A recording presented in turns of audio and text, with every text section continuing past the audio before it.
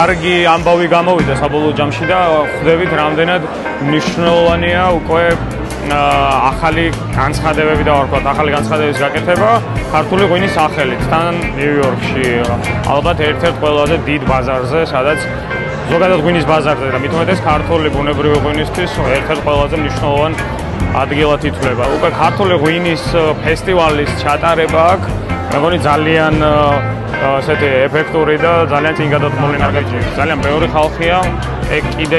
კიდე მეტყოლებს იმაზე, რომ ქართული ღვინის მოთხოვნა ყველგან მზრდადია და განსაკუთრებით ახლა საცუნყოფებით აქაც ძალიან მზრდადია.